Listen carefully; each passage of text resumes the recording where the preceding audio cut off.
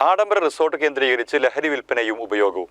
പെരിന്തൽമണ്ണയിൽ പോലീസ് നടത്തിയ മിന്നൽ പരിശോധനയിൽ 4 പേർ പിടിയിലായി. 3.25 ഗ്രാം MDMA പോലീസ് പിടിച്ചെടുത്തു.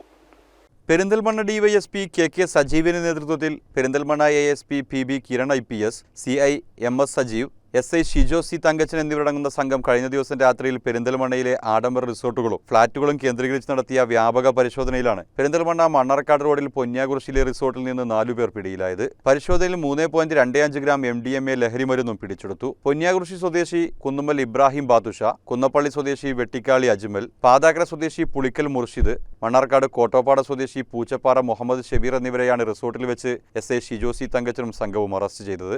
MDMA ലഹരി മരുന്നും ലഹരി ഉപയോഗത്തിനുള്ള ട്യൂബുകളും നിരവധി പ്ലാസ്റ്റിക് കവറുകളും പിടികൂടി. ആവശ്യക്കാർ വിളിക്കുന്നതിനനുസരിച്ച് ടൗണിലോ പരിസരങ്ങളിലോ വെച്ച് പാക്കറ്റുകൾ കൈമാറുകയാണ് ചെയ്യുന്നത്. തുടർന്നും പരിശോധന ശക്തമാക്കുമെന്നും കൂടുതൽ വിവരങ്ങൾ ശേഖരിച്ചു വരികയാണെന്നും പെരിന്തൽമണ്ണ DYSP കെ സജീവ് അറിയിച്ചു. CCN പെരിന്തൽമണ്ണ.